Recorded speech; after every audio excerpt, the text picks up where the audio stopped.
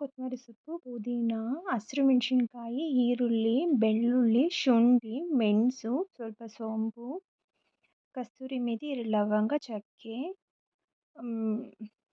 ತೊಗೋಬೇಕು. Spices powder, ಧನಿಯಾ powder ಸ್ವಲ್ಪ, ಮೆಣಸಿನ ಪೌಡರ್, ಅರಿಶಿನ, ಗರಂ ಮಸಾಲ, ಸ್ವಲ್ಪ ಬಿರಿಯಾನಿ ಪೌಡರ್ನ ತೊಗೊಂಡಿದ್ದೀನಿ. ಇಲ್ಲ ಒಂದೊಂದು ಸ್ಪೂನು. ಇಲ್ಲಿ ಒಗ್ಗರಣೆಗೆ ಅಂತ 2 ಪಲಾವ್ ಎಲೆ, 1 ಸ್ಟಾರ್ ಹೂವು, ಸೋಂಪು, 2 ಏಲಕ್ಕಿ, ಚಕ್ಕೆ, ಕಲ್ಲುವ್ವು, ಮರಾಠಿ ಮೊಗ್ಗು ತೊಗೊಂಡಿದ್ದೀನಿ. ಮತ್ತು ಒಗ್ಗರಣೆಗೆ ಅಂತ 2 ಈರುಳ್ಳಿ ಕಟ್ ಮಾಡಿ ಇಟ್ಕೊಂಡಿದ್ದೀನಿ, 1 ಟೊಮೊಟೊ ಕಟ್ ಮಾಡಿ ಇಟ್ಕೊಂಡಿದ್ದೀನಿ, ಮತ್ತು ಕರಿಬೇವು ಸೊಪ್ಪು ತೊಗೊಂಡಿದ್ದೀನಿ. ಆವಾಗಲೇ ತೋರಿಸಿದ್ನೆಲ್ಲನೂ ಮಿಕ್ಸಿ ಜಾರ್ಗೆ ಹಾಕಿ ಗ್ರೈಂಡ್ ಮಾಡ್ಕೋಬೇಕು. ಮತ್ತು ಸ್ಟವ್ ಮೇಲೆ ಕುಕ್ಕರ್ ಇಟ್ಟು ಎಣ್ಣೆ ಹಾಕಬೇಕು. ಎಣ್ಣೆ ಕಾದ ನಂತರ ನಾವು ಆವಾಗಲೇ ತೋರಿಸಿದ್ದ ಈ ಐಟಮ್ಸ್ನೆಲ್ಲ ಹಾಕಿ ಚೆನ್ನಾಗಿ ಬಾಡಿಸ್ಕೋಬೇಕು. ಸ್ವಲ್ಪ ಹೊತ್ತು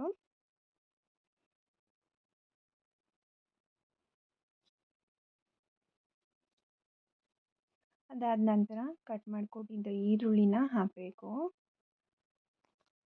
ಈರುಳ್ಳಿದು ಹಸಿ ಸ್ಮೆಲ್ಲೆಲ್ಲ ಹೋಗಿ ಸ್ವಲ್ಪ ಈರುಳ್ಳಿ ಕಲರ್ ಚೇಂಜ್ ಆಗೋವರೆಗೂ ನಾವು ಬಾಡಿಸ್ಕೋಬೇಕು.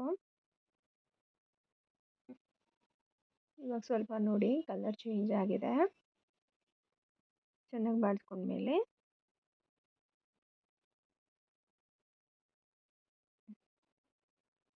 ನಾವಿವಾಗ ಕರಿಬೇವು ಹಾಕ್ತಾಯಿದ್ದೀವಿ. ಕರಿಬೇವನ್ನ ಹಾಕಿ, ಕರಿಬೇವು ಹಾಕಿದ್ರೆ ಟೇಸ್ಟು ಸಿಗುತ್ತೆ. ಮತ್ತು ಕಟ್ ಮಾಡ್ಕೊಂಡಿರೋ ಟೊಮೊಟೊನೂ ಹಾಕಿ ಆ ಟೊಮೊಟೊ ಸಾಫ್ಟ್ ಬರೋವರೆಗೂ ನಾನು ಅದನ್ನು ಬಾಯ್ಲ್ ಮಾಡ್ತೀನಿ. ಚೆನ್ನಾಗಿ ಮಿಕ್ಸ್ ಮಾಡಬೇಕು. ಆಮೇಲೆ ಇವಾಗ ಅರಿಶಿನ ಹಾಕಬೇಕು. ಅರಿಶಿನ ಹಾಕಿ ಅದನ್ನು ಚೆನ್ನಾಗಿ ಮಿಕ್ಸ್ ಮಾಡಬೇಕು. ಮಿಕ್ಸ್ ಮಾಡಿದಾಗ ಹೀಗೆ ಕಾಣುತ್ತೆ.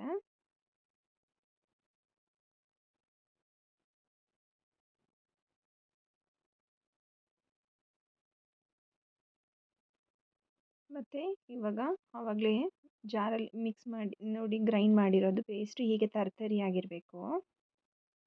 ಇವಾಗ ಪೇಸ್ಟನ್ನು ಹಾಕ್ತಾಯಿದ್ದೀನಿ.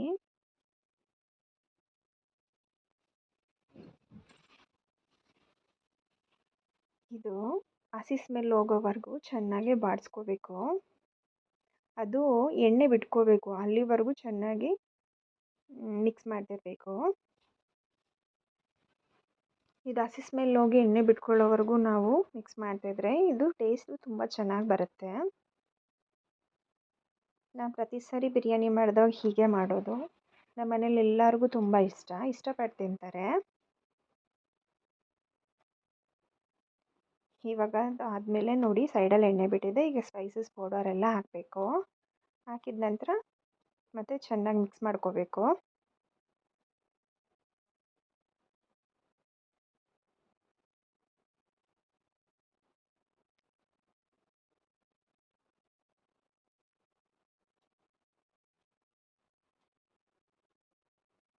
ಇವಾಗ ಸ್ವಲ್ಪ ಮೊಸರನ್ನ ಹಾಕಿ ನಾನು 2 ಟೇಬಲ್ ಸ್ಪೂನ್ ಮೊಸರನ್ನ ಹಾಕಿದ್ದೀನಿ.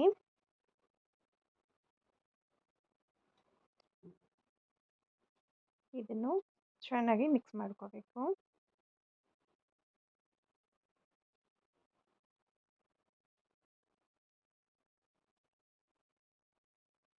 ಇವಾಗ ಸ್ವಲ್ಪ ರುಚಿಗೆ ತಕ್ಕಷ್ಟು ಉಪ್ಪನ್ನು ಸೇರಿಸ್ತಾ ಇದ್ದೀನಿ ನಾನು. ಅದನ್ನು ಚೆನ್ನಾಗಿ ಮಿಕ್ಸ್ ಮಾಡ್ಕೋಬೇಕು.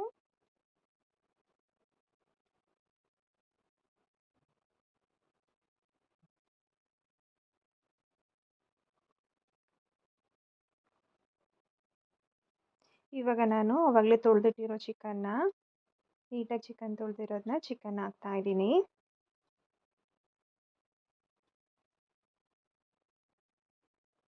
ಅರ್ಧ kg ಚಿಕನ್ ಮಾಡ್ತಾ ಇರೋದು ನಾನು. ಅದನ್ನು ನೀಟಾಗಿ ಎಲ್ಲ ಪೀಸಸ್ಗೂ ಕೋಟ್ ಆಗಂಗೆ ನಾವು ನೀಟಾಗಿ ಚೆನ್ನಾಗಿ ಮಿಕ್ಸ್ ಮಾಡಬೇಕು.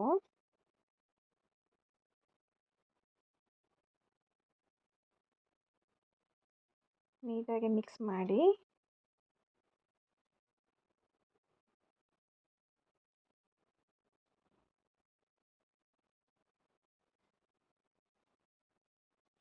ಅದನ್ನು ವಿಷಲ್ ಹಾಕ್ದಂಗೆ ಕ್ಯಾಪ್ ಕ್ಲೋಸ್ ಮಾಡಿ ಒಂದು 15 ಮಿನಿಟ್ಸ್ ಆದರೂ ಅಟ್ಲೀಸ್ಟ್ ಒಂದು 10 ಮಿನಿಟ್ಸ್ ಆದರೂ ನಾವು ಅದನ್ನು ಬೇಯಕ್ಕೆ ಬಿಡಬೇಕು. ಚಿಕನ್ ಚೆನ್ನಾಗಿ ಬಾಯ್ಲ್ ಆದಾಗೇ ಟೇಸ್ಟ್ ಚೆನ್ನಾಗಿರುತ್ತೆ.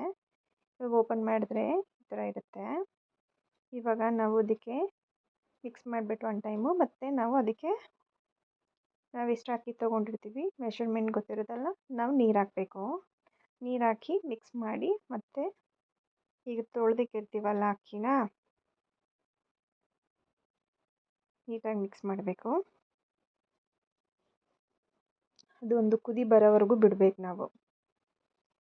ಪ್ರೊಸೀಜರ್ ಎಲ್ಲ ಸ್ಟಾರ್ಟ್ ಮಾಡೋಕ್ಕಿಂತ ಮುಂಚೆನೇ ನಾವು ಅಕ್ಕಿನ ಚೆನ್ನಾಗಿ ತೊಳೆದು ಇಟ್ಟಿರಬೇಕು. ಅಕ್ಕಿ ಒಂದು 20 ಮಿನಿಟ್ಸ್ ಆದ್ರೂ ನೆಂದಿರಬೇಕು. ಈಗ ತೊಳೆದಿಟ್ಟಿರೋ ಅಕ್ಕಿನ ನಾನು ಹಾಕ್ತಾಯಿದ್ದೀನಿ.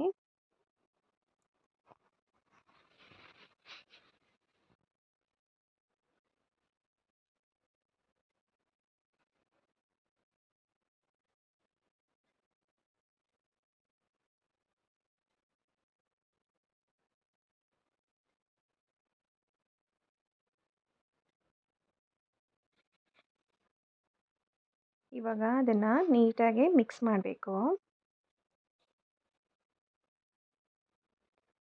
ನೀಟಾಗಿ ಮಿಕ್ಸ್ ಮಾಡಿದಾಗ ಕೆಳಗಿಂದ ನೀಟಾಗಿ ಮಿಕ್ಸ್ ಮಾಡಬೇಕು. ನಿಧಾನವಾಗಿ ಮಾಡಿ. ನಾನು ತುಂಬ ಮಾಡಿಬಿಟ್ಟಿದ್ದೀನಲ್ಲ, ಚೆಲ್ಲೋಗಿಬಿಡುತ್ತೆ, ಹಾಗೆ ನಿಧಾನಕ್ಕೆ ಮಾಡಬೇಕು.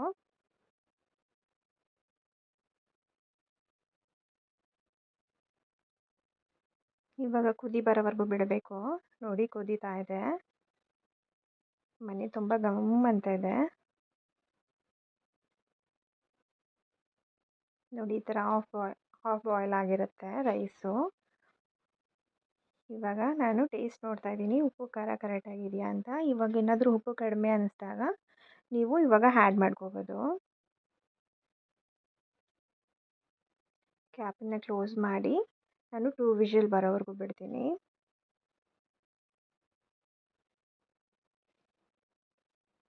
ಟೂ ವಿಷಲ್ ಆದ ನಂತರ ಓಪನ್ ಮಾಡ್ತಾ ಇದ್ದೀನಿ.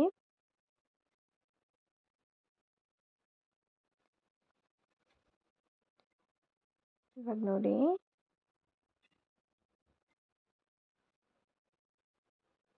ಇದನ್ನು ನಾವು ಕೆಳಭಾಗದಿಂದ ಕಲಿಸ್ಬೇಕು. ಹೀಗೆ ನೀಟಾಗಿ ಕಲಿಸ್ಬೇಕು. ಇಲ್ಲಾಂದರೆ ಒಂದೊಂದು ಕಡೆ ಮಸಾಲೆ ಇರುತ್ತೆ, ಒಂದೊಂದು ಕಡೆ ಮಸಾಲೆ ಇರ್ತಿರಲ್ಲ. ನೀಟಾಗೆಲ್ಲ ಮಿಕ್ಸ್ ಮಾಡಬೇಕು. ಮಿಕ್ಸ್ ಮಾಡಿ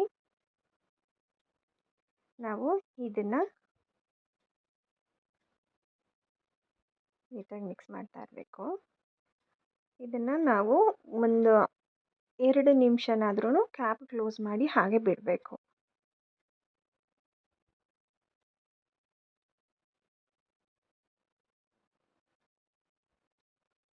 2 ನಿಮಿಷ ಬಿಟ್ಟಿದ ನಂತರ ಮತ್ತೆ ಓಪನ್ ಮಾಡ್ತಾ ಇದ್ದೀನಿ. ನೋಡಿ ಹೇಗಿದೆ, ಚೆನ್ನಾಗಿ ಕಾಣ್ತಾ ಇದೆ ಅಲ್ವಾ ಬಿರಿಯಾನಿ. ಇವಾಗ ಸರ್ವ್ ಮಾಡಿಕೊಂಡು ತಿಂದರೆ ತುಂಬ ಚೆನ್ನಾಗಿರುತ್ತೆ. ಒಂದ್ಸರಿ ನೀವು ಟ್ರೈ ಮಾಡಿ ನೋಡಿ. ಇಷ್ಟ ಆದರೆ ಕಮೆಂಟ್ ಮಾಡಿ.